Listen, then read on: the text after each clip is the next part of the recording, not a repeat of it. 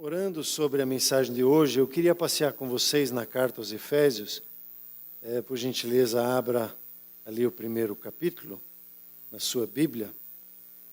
E eu tenho observado, e na última segunda-feira, nós estivemos aqui conversando com os pastores e conversando com os apacentadores da casa sobre a igreja. E não sei como é que você tem meditado e pensado sobre a igreja. Eu queria te convidar hoje a você pensar o que é a igreja para você.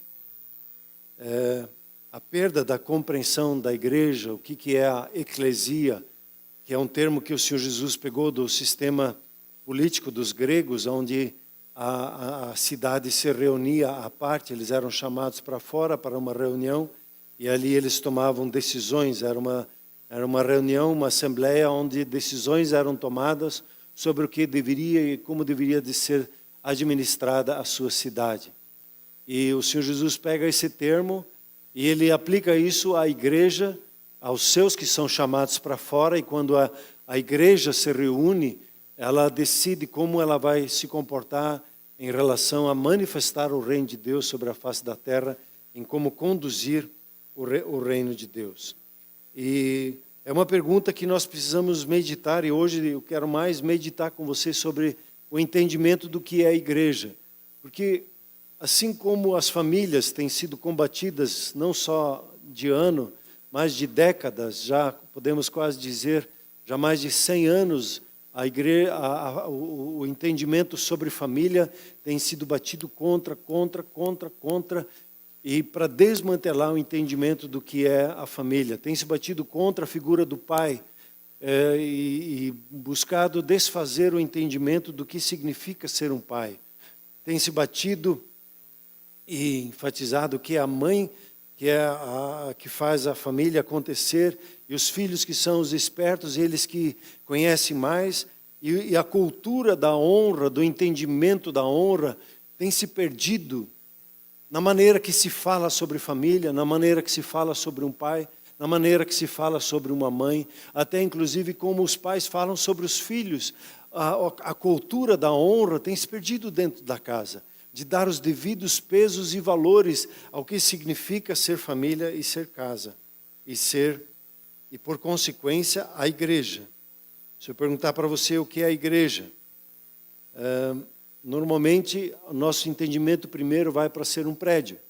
Inclusive, nós chamamos esse prédio aqui de igreja, e é um auditório. A igreja não tem nada a ver com a igreja, ela é um lugar onde a igreja se reúne.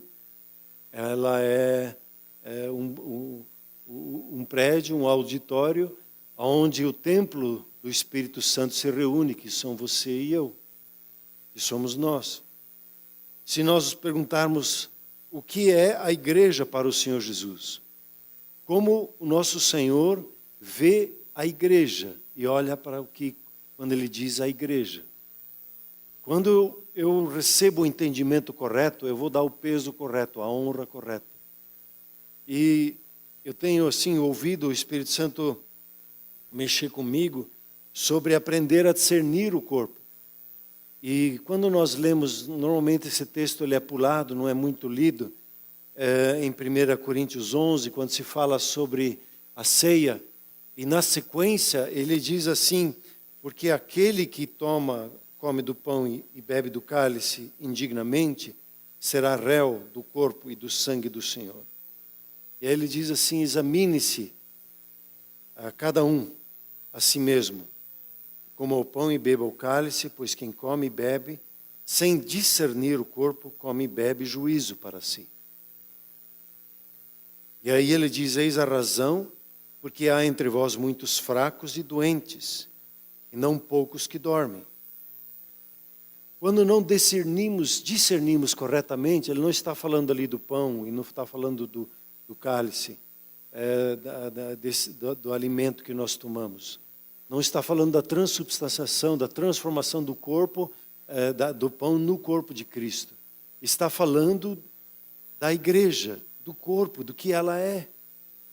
E se eu não discerno bem, o que acontece no meio da igreja? Ficamos fracos, enfermos, e alguns até morrem antes do tempo, por não discernir corretamente o que é a igreja. E isso me soa um alarme para nós olharmos para nós mesmos, nós que somos templo do Espírito Santo, nós que somos templo do poder do Espírito Santo, e às vezes nós estamos enfraquecidos, somos fracos, tudo de repente fica demais, é muito peso, é difícil, porque não discernimos corretamente o corpo, a nossa visão que compreende a igreja, ela se perde. E de repente nos vemos correndo atrás de uma agenda, pensando e falando como o mundo fala sobre a igreja. E eu quero te convidar hoje a você pedir, Espírito Santo, me dá a revelação do que é a igreja. A compreensão da igreja é algo que eu preciso ter revelado na minha vida. Não é algo que a minha mente natural vê. Eu preciso ter da parte de Deus uma revelação sobre a igreja. Hoje à noite eu estava falando ali com os que vão ser batizados. Nós vamos ter 3 batismos. É o batismo nas águas, é o batismo no Espírito Santo e é o batismo no corpo. O entendimento, a revelação do que é ser igreja. A igreja, não podemos dizer assim, eu sou a igreja. Porque a igreja não é um indivíduo. Ela sempre fala em termos de corpo. Nós vamos aprender a falar, nós somos igreja. Então, discernir é saber separar corretamente, ter a clareza de discriminar, de ter a distinção, de aprender a discernir o corpo de Cristo, o que é a igreja, para nos tornarmos fortes e saudáveis na fé, e sermos a igreja, o corpo de Cristo. Gosto muito de ser lembrado do texto de Daniel, um povo que conhece o seu Deus. Como é que é esse povo? Ele é forte e ativo.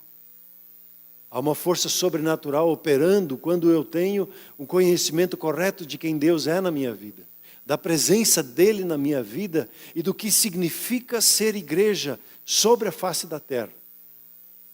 Então eu queria te convidar a passear comigo no livro de Efésios. Vou fazer uma maluquice aqui. Em alguns minutos quero passar com você o primeiro capítulo de Efésios. E ler um pouquinho pausadamente e marcar algumas coisas. Nós conversamos no domingo passado sobre Timóteo. Timóteo, que era pastor da igreja de Éfeso. Pelo menos a tradição lembra isso assim. Paulo fala com Timóteo, combata o bom combate. Ele enfrentou na igreja de Éfeso desafios tremendos de relacionamento, de posicionamento, coisas relacionadas a dinheiro. Ele precisou dar uma alinhada porque a igreja ali em Éfeso tinha se perdido. E a carta aos Efésios é assim uma pérola no Novo Testamento, porque ela é muito condensada, quase que é um resumo de Romanos, onde lá tem 16 capítulos, aqui você tem 6 capítulos. Né? Os primeiros 3 capítulos, eles te dão o ensino, e a segunda parte, então, a aplicação desse ensino. E o primeiro capítulo, então, ele é denso. E Paulo, ele saúda assim, Efésios capítulo 1, por gentileza, vá lendo ali junto comigo. Paulo, apóstolo de Cristo Jesus, por vontade de Deus, aos santos que vivem em Éfeso, e fiéis em Cristo Jesus. Graça a vós outros e paz da parte de Deus, nosso Pai, e do Senhor Jesus Cristo. Como ele identifica a igreja? A igreja é formada do que no primeiro versículo? De quem? Dos santos. Agora você já pensa, santo é aquele que tem uma auréola na cabeça e está assim... Santo é o que está separado para Deus. Você e eu fomos separados por Deus. E Ele nos santificou para podermos ser templo dEle. E aí ele começa a descrever, a partir do versículo 3, 7 características, que é o conteúdo da mensagem do Evangelho. E ele diz lá no versículo 3, bendito o Deus e Pai de nosso Senhor Jesus Cristo, que nos tem abençoado com toda sorte de bênção espiritual nas regiões celestiais em Cristo. E aqui você já ouviu várias vezes isso. Você é abençoado com toda sorte de bênção. Nós somos abençoados com toda sorte de bênçãos espirituais. Isso quer também dizer que não nos falta nenhuma bênção. Ela está estabelecida. E nós podemos dizer assim, Ele nos abençoou com todas as sortes de bênçãos espirituais. Você pode repetir isso? Ele nos abençoou com toda a sorte de bênçãos espirituais. Primeira marca, e nós não precisamos correr atrás da bênção. A bênção, ela nos acompanha. Ela que vem atrás de nós. Por onde nós passamos, a bênção de Deus vai nos acompanhando. E antes de você dizer, eu quero ver, eu preciso entender que eu sou abençoado. Que nós somos abençoados. Amém? Vamos dizer assim, nós somos abençoados. O segundo que ele começa a dizer, assim como nos escolheu nele antes da fundação do mundo para sermos santos e irrepreensíveis perante ele em amor. Aqui ele está dizendo que ele nos escolheu. Ele diz assim, João Maria, você é meu. Dá um glória a Deus aí, João. É isso aí, João. Nós fomos escolhidos. E ele não nos chama pelo apelido. Ele nos chama pelo nome. E diz, você, Carlos, é meu. Amém? Pode dizer assim, nós somos escolhidos. E o interessante é que quando você olha assim, né? Ele fala de um mistério aqui que a mente humana não compreende. Antes da fundação do mundo. Antes de qualquer coisa existisse. O seu nome já era conhecido porque você provém dele. E aí o versículo 4, ele diz 5, né? E nos predestinou para ele, para a adoção de filhos por meio de Jesus Cristo, segundo o beneplácito da sua vontade, para o louvor da glória da sua graça, que ele nos concedeu gratuitamente no amado. Às vezes as pessoas ficam dizendo assim, o cara ali é predestinado. E a boa notícia é que nós somos predestinados. Há um destino pré-estabelecido para você e para mim. E qual é esse destino pré-estabelecido da parte de Deus para a sua vida? Que você experimente o que é ser um filho de Deus, segundo a boa vontade dEle, né? Para louvor da glória dEle. E você está gratuitamente, tem esse presente na sua vida. Então nós podemos dizer assim que nós somos predestinados. Diga comigo, nós somos predestinados a sermos filhos e filhas. Amém? Quando isso cai como uma revelação, você tem dentro de você uma segurança. Nós temos dentro de nós uma segurança. Nós não precisamos provar para ninguém que somos abençoados. Não precisamos provar para ninguém porque somos escolhidos. Não precisamos provar para ninguém, nem para nós mesmos que somos predestinados, porque é a declaração da palavra de Deus sobre as nossas vidas. Ele diz aqui, na sequência, no qual temos a redenção pelo seu sangue, a remissão dos pecados, segundo a riqueza da sua graça, que Deus derramou abundantemente sobre nós, em toda sabedoria e prudência, no qual nós temos a redenção. Ele nos redimiu. Todo ser humano tem dívida diante de Deus. Dívida, hoje, está relacionada em reconhecer a Jesus como Senhor da nossa vida. E quando nós não reconhecemos isso, sobre o ser humano repousa a condenação. Mas quando você reconhece a Jesus como Senhor da sua vida, você é redimido, é tirado toda a culpa da sua vida. Não há mais nenhuma condenação para aqueles que estão em Cristo Jesus. Você está livre de qualquer culpa. E Deus nos redimiu. Diga assim comigo, Ele nos redimiu. Aí, à medida que a gente vai subindo, você já pode começar abrindo um sorriso, né? Fala uma vez assim, Ele nos redimiu. Sorrindo. Glória a Deus.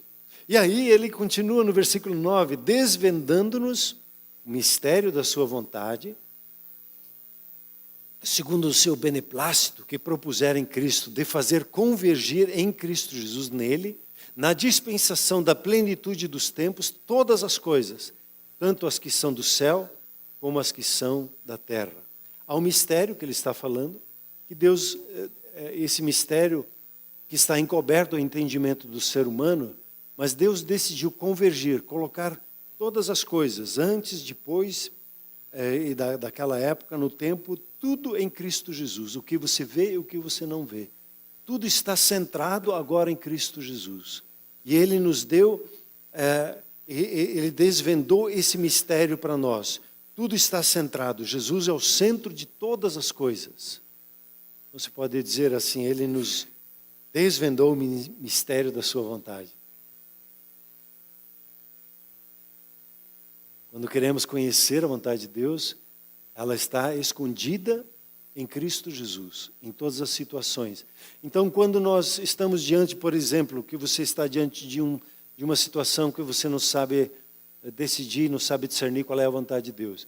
Em primeiro lugar, você reconhece Jesus como o Senhor daquela dificuldade, como o Senhor daquele desafio, se compra ou não compra, como o Senhor do relacionamento. É a primeira atitude, Ele é o centro. Então, quando você centra nele, aí as coisas ao redor começam a fazer e dar sentido. Quando nós temos sentimentos emocionais que são confusos, nossa alma fica confusa, reconheça em primeiro lugar a centralidade de Jesus em tudo isso, em todo o seu viver. Vai declarando, vai afirmando a Jesus como centro. E aí a sua vida vai começar a pegar o centro correto, né? Vai pegar o ritmo correto novamente.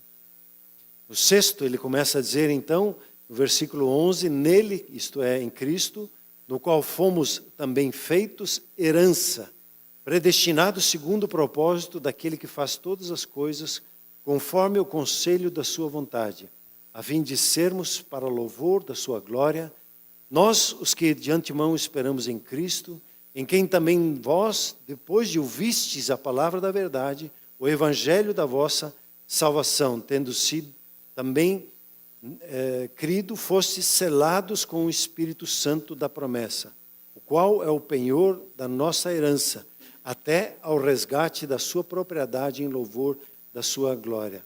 Nesses textos, duas coisas. Ele nos fez herança dele, nós pertencemos a ele. Você e eu não precisamos ficar mais em dúvida. Somos dele, não somos dele. Nós estamos em casa. O Espírito Santo não fica trabalhando na dúvida. O Espírito Santo fica trabalhando em nosso coração para nos convencer da verdade e nos dar descanso, nos dar convicção, nos dar certezas. O Espírito Santo trabalha na certeza. Se ele lança uma pergunta, é não para ficar deixando uma pessoa na dúvida, será que sou ou não sou? Ele lança uma dúvida, ele lança uma pergunta para daí fazer uma afirmação na nossa vida. Então, podemos dizer assim, ele nos fez herança dele.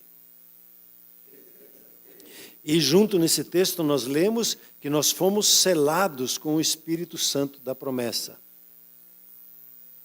Qual o penhor, né? Quando se faz uma compra e lança lá o penhor da nossa herança, quer dizer, já tem o pagamento, já está estabelecido, o selo do Espírito Santo está aí sobre a sua fronte. Quando nós lemos lá em Apocalipse, né? O anjo ele sai para selar os filhos de Deus.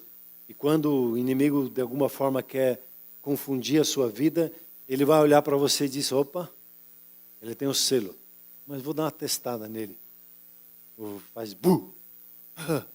O crente fica com medo, ele diz, esse aí não sabe quem é. E aí ele se aproveita da ignorância. Mas você tem o selo do Senhor na sua vida. Você é marcado por Ele, como nós já vimos ali, você é dele. E a marca do Espírito Santo está aí na sua vida. O poder de Deus, o Senhor Jesus, ele se manifestou Filho de Deus. O anjo disse para Maria, o que há de nascer de ti vai ser o Filho de Deus, por quê? Por causa da manifestação do Espírito Santo. Ele foi concebido pelo Espírito Santo. Nenhum ser humano consegue se tornar um filho de Deus por vontade própria.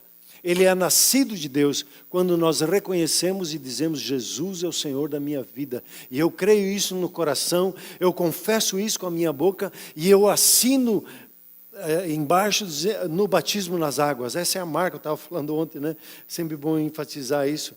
Eu estava conversando, o Cássio, ele trabalha nessa área jurídica, e ele disse: adianta fazer um contrato com você, combinar tudo certinho e você não assinar esse contrato? Não é só um papel. Mas se eu assino embaixo, aí ele tem força. O batismo é assim. Ele dá o batismo nas águas, ele dá o testemunho público que eu agora decidi, por vontade própria, me submeter e dizer: Jesus é o Senhor da minha vida, porque eu criei no meu coração, eu confessei com a minha boca e eu batizei nas águas. É o tripé que sela a nosso posicionamento, né? E junto nisso nós vemos o Espírito Santo então sendo marcado. Por isso que depois do batismo nas águas, nós temos o costume de orar então para que haja o batismo do Espírito Santo sobre a vida da pessoa, que ela não só tenha o selo, mas que ela tenha a experiência do sobejar do Espírito Santo na vida dela. São as 7 marcas. Ele nos abençoou, ele nos escolheu, ele nos predestinou, ele nos redimiu, ele nos desvendou o mistério, ele nos fez herança, ele nos selou. Glória a Deus. Amém? Esse é o seu presente. E quando Paulo fala todas essas coisas, ele disse: por isso eu preciso orar. Porque se não orar em cima desse texto, se não meditar em cima dele, se não se dar tempo, esse texto passa assim, a gente logo esquece. Eu preciso, e ele começa a orar então no versículo 15, né? Por isso, também eu, tendo ouvido a fé que há entre vós, no Senhor Jesus, e o amor com todos os santos, não cesso de dar graças por vós, fazendo menção de vós nas minhas orações. Nós não podemos parar, especialmente os pastores, de dar graças pela igreja e fazer menção da igreja diante de Deus com as nossas orações. Para quê? Versículo 17, para quê? O Deus do nosso Senhor Jesus Cristo, o Pai da glória, vos conceda o quê? Espírito de sabedoria e de revelação no pleno conhecimento dele. Os caminhos de Deus fogem do nosso entendimento natural. Eu preciso da revelação. E a revelação, ela vem quando nós em oração meditamos na palavra de Deus, ela vai crescendo e, versículo 18, o que acontece? Iluminados os olhos do nosso coração. Uma das habilidades do teu coração, do teu espírito, é a visão espiritual. E quando a visão espiritual abre, 3 coisas abrem para você aqui nesse texto, versículo 18. Para saberdes, quando ele fala para saberdes, você sabe porque sabe. Como é que você sabe que você é um filho de Deus? Não, eu sei porque sei, ele me fez filho. Eu tenho essa convicção interior. Mas me explique. Não sei explicar. Jesus é o Senhor da minha vida, ele me fez filho. Eu tenho essa convicção, eu sei disso. E a Bíblia, quando usa o termo saber, esse termo para saberdes, ele está falando dessa revelação que vem para saberes o que? 3 coisas. Qual a sua esperança do seu chamamento? Segundo, para que você saiba qual a riqueza da glória da sua herança nos santos. E no versículo 19, o terceiro, e aí ele abre onde ele começa a falar e vai trazer a revelação sobre a igreja. Terceiro é, para saberdes qual a suprema grandeza do seu poder para com os que cremos. Segundo, a eficácia da força do seu poder. 3 coisas. Quando eu começo a entender essas 7 marcas na minha vida, eu vou entender que eu tenho uma esperança. Uma esperança é algo que está diante de mim, é aquilo que eu antevejo para onde eu vou, eu tenho uma esperança do meu chamado e eu preciso ter uma revelação disso. Nós somos um povo que tem um destino claro. Nós sabemos para onde nós vamos. Nós não vivemos essa vida sem entendimento. Quando nós enfrentamos a morte, nós não somos aqueles que ficam desesperados, porque nós estamos cheios de esperança. Temos confiança, celebramos a vida E celebramos a eternidade, a vida que está diante de nós em Cristo Jesus. Temos uma esperança viva, nosso chamado, a riqueza da glória da sua herança nos santos. Interessante que todos pecaram, Romanos 3, 23, e carecem da glória de Deus. Quando você nasce de novo, o que acontece? A riqueza da sua glória, ela se manifesta na sua vida. A presença do Espírito Santo, ela está aí na sua vida. Ela se move na sua vida. E eu preciso celebrar isso, e entender e meditar sobre isso. E o que é o meditar?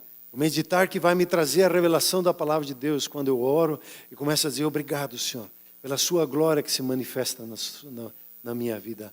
A sua grandeza, a sua beleza, a sua majestade, ela está manifesta dentro de mim. Senhor, eu quero que ela venha para fora, que ela se manifeste e abençoe a vida das pessoas ao meu redor. Que quando eu me reúno com meus irmãos, essa glória, ela fique presente ali e toque a vida das pessoas. E quando você aí pega o texto de 2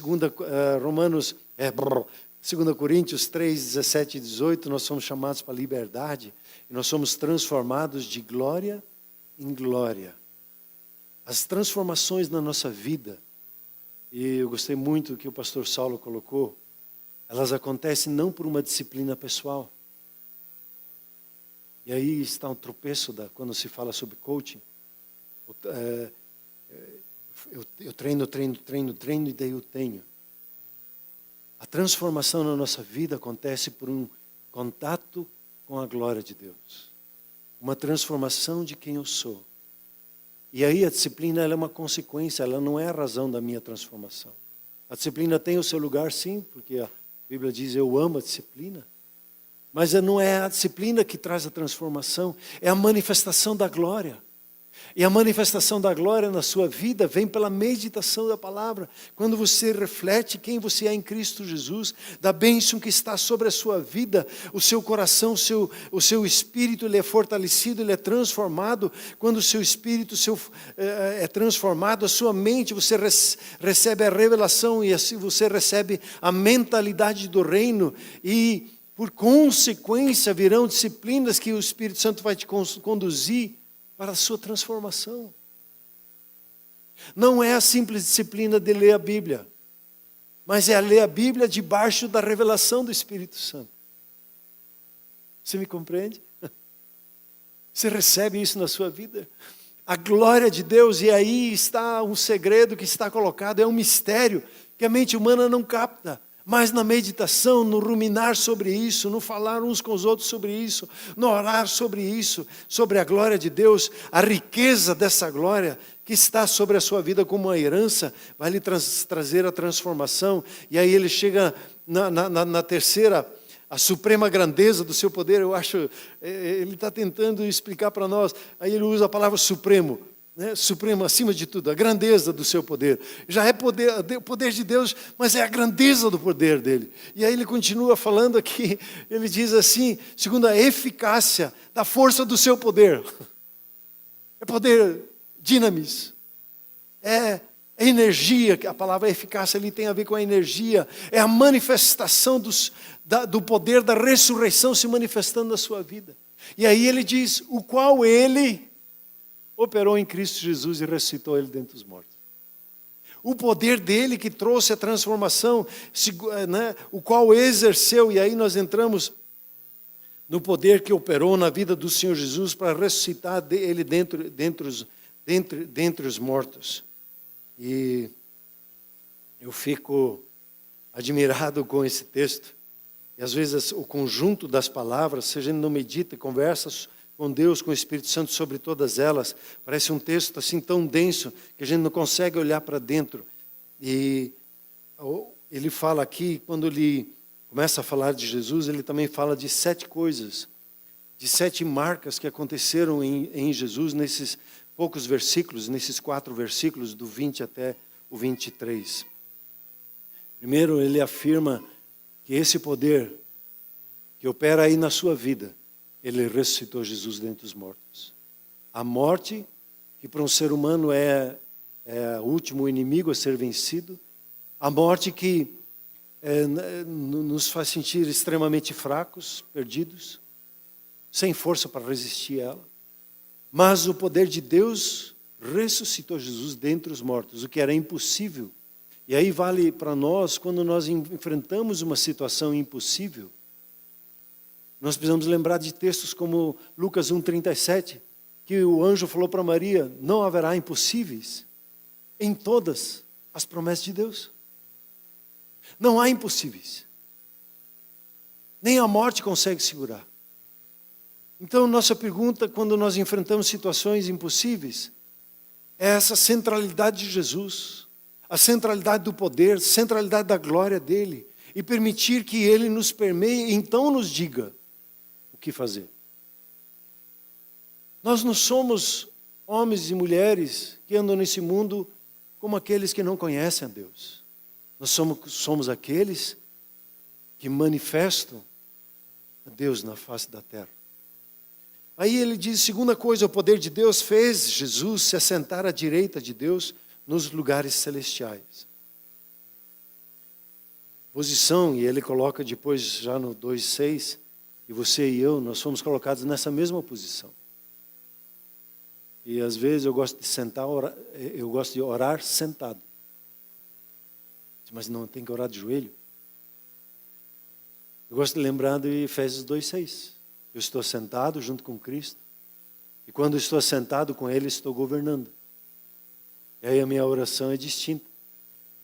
Claro que a oração de joelho tem o seu lugar, a oração de bruços tem o seu lugar, a de pé tem o seu lugar. Mas, uma curiosidade.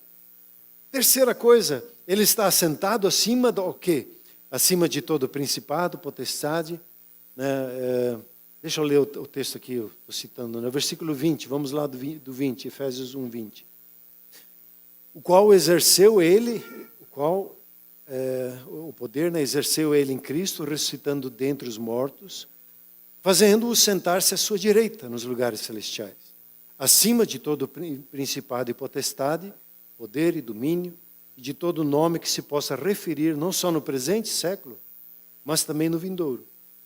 22, e pôs todas as coisas debaixo dos seus pés, para ser o cabeça sobre todas as coisas. O deu à igreja, o qual é o seu corpo, a plenitude daquele que a tudo enche em todas as coisas. O poder de Deus ressuscitou Jesus dentre os mortos, o poder de Deus fez ele se assentar à direita do Pai, o poder de Deus fez ele estar acima de todo principado e potestade, poder e domínio, e de todo nome que se possa mencionar. Há uma curiosidade só aqui, quando se fala da ascensão do Senhor Jesus, nós simplesmente consideramos às vezes que Jesus subiu ao céu. Mas quando ele subiu ao céu, ele rompeu e abriu um caminho e uma conexão direta dos céus com a face da terra. E hoje, você e eu, quando nós não oramos da terra para o céu. Nós estamos posicionados em Cristo Jesus e oramos dos céus à terra. Nós não oramos combatendo da nossa parte os principados e potestades daqui de baixo. Nós estamos por sobre eles. Eles estão debaixo dos nossos pés, debaixo da nossa autoridade, em Cristo Jesus.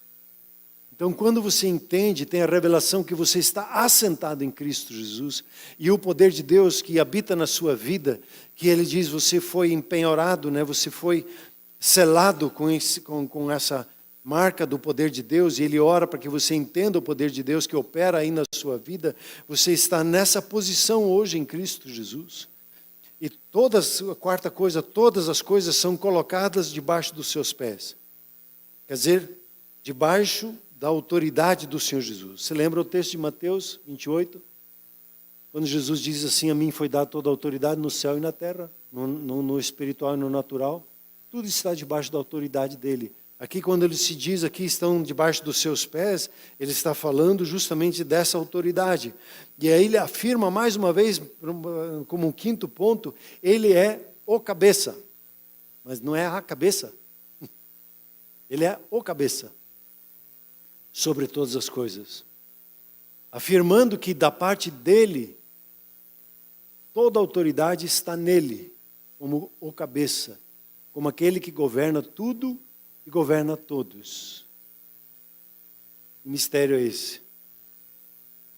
Como nós precisamos da revelação, dessa convicção, dessa certeza de quem Jesus é. E aí ele fala algo interessantíssimo. E o Pai deu Jesus à igreja. Ele o deu à igreja. Ele deu o Senhor Jesus à igreja, como cabeça da igreja. E a igreja, o que ela é, esse mistério vem ali no versículo 23. A igreja é o seu corpo. Veja o que está escondido ali adiante. Ela é a plenitude daquele que a tudo enche em todas as coisas. É interessante essa palavra plenitude. Aí a gente tem uma dificuldade nas traduções, né? Quando se clica lá e vai lá perguntar o que é essa plenitude, a palavra ali significa, é o recipiente. Onde o quê? É o recipiente onde aquele a que tudo enche em todas as coisas se manifesta. Você e eu, quando nós nos reunimos, nós experimentamos esse fato de que a igreja é o corpo de Cristo. Não é você sozinho, não é a sua família sozinho, não é o seu grupo familiar sozinho. Assim como o nosso corpo, e aí você tem os paralelos para a nossa compreensão, o nosso corpo ele é formado de células. E uma família representa uma célula. E Jesus ele diz lá em Mateus 18, 20, onde estiverem 2 ou 3, aí você tem o recipiente, eu estou no meio deles. E eu me revelo a ele. Quando nós nos reunimos, por exemplo, nos grupos familiares, com essa consciência que nós somos ali o recipiente da glória de Deus, nós somos ali o recipiente do poder de Deus que está presente, nós somos ali a expressão do corpo de Cristo. E quando nós nos reunimos numa manhã como essa e entendemos que no domingo de manhã, no domingo à noite, nós como Comunhão Cristã Shalom, como corpo de Cristo local, quando nós nos reunimos, nós somos o recipiente da glória de Deus. Nós juntos, nós vamos experimentar a manifestação daquele que enche todas as coisas. E diante dele não há impossíveis, não há limitações. Diante dele você tem a revelação da palavra dele. E quando você entende o que é a igreja, você esquece o CNPJ, você esquece o prédio. Você esquece o estatuto. Que essas coisas elas são dadas para que o governo consiga identificar. Mas você tem o discernimento espiritual de quem é a igreja.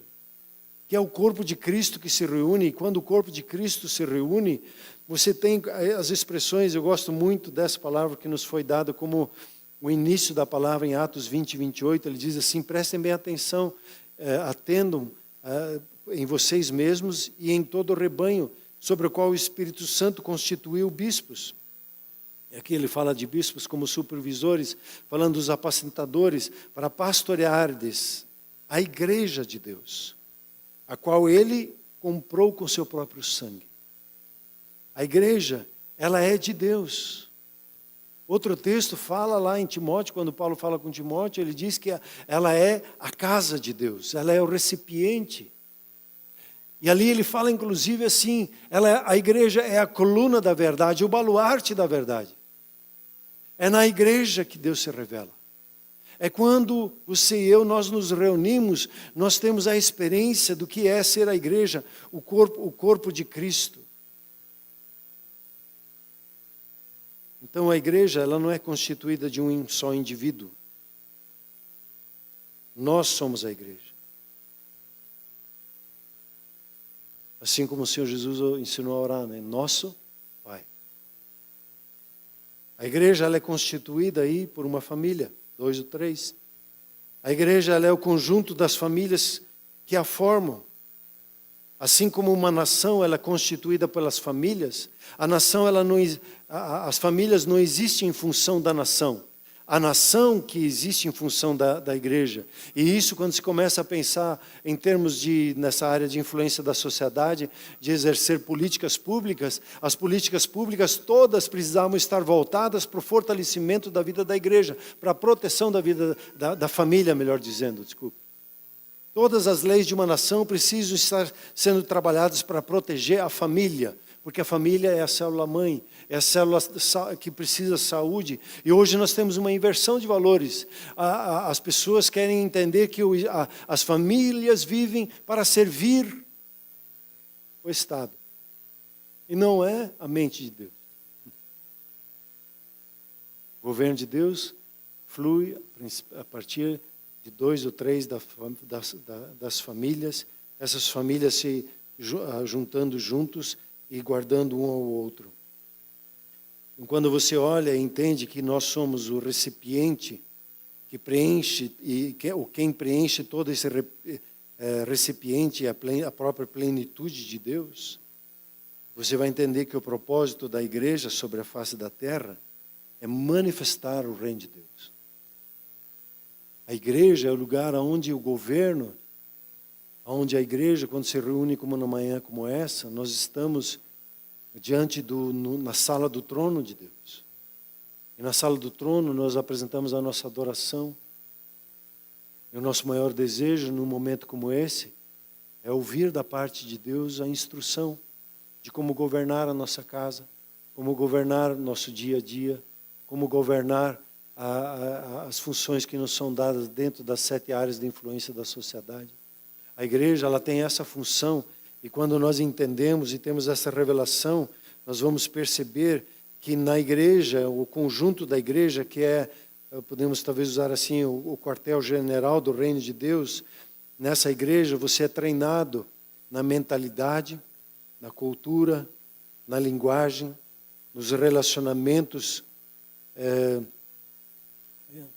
do reino de Deus, a lei do reino de Deus, que é o amor, ele é revelado, e quando nós temos os nossos embates e as nossas dificuldades, que são normais, quando pessoas se reúnem, e as nossas dificuldades uns com os outros, às vezes com a liderança ou da liderança, é para entender, Senhor, como o reino de Deus se manifesta, como o Senhor quer transformar esse seu corpo numa manifestação da sua plenitude sobre a face da terra. O amor no reino de Deus, ele é expresso no servir uns aos outros. Não, na igreja não tem assim, eu tenho o meu ministério. A igreja, ela representa o ministério do Senhor Jesus sobre a face da terra. E quando nós nos reunimos, nós nos fortalecemos cada um para manifestar o serviço do reino de Deus sobre a face da terra. Quando nós entendemos isso, nós saímos daquela mentalidade que está ao nosso redor do individualismo. Eu me basto. Eu sozinho, consigo sozinho as coisas. No reino de Deus não é assim. Não é um indivíduo. É o corporativo. É juntos. Nos rendemos à presença, ao poder e ao propósito de Deus, e juntos nós manifestamos. A igreja não é sobre nós, é sobre manifestar a plenitude do Senhor Jesus, o seu governo em todas as coisas. Amém, querido? Eu sei que hoje essa mensagem ela é mais de conteúdo, que implica diretamente a prática. Mas eu preciso ter a revelação desse conteúdo, do ensino da palavra de Deus. E senão eu vou me perdendo no meu dia a dia. Precisamos aprender a discernir o corpo de Cristo. E assim juntos somos portadores da plenitude do Senhor Jesus.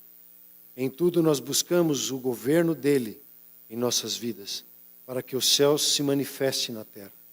Se manifeste nas vidas daqueles a quem nós servimos. Amém? Vamos nos colocar em pé, por gentileza.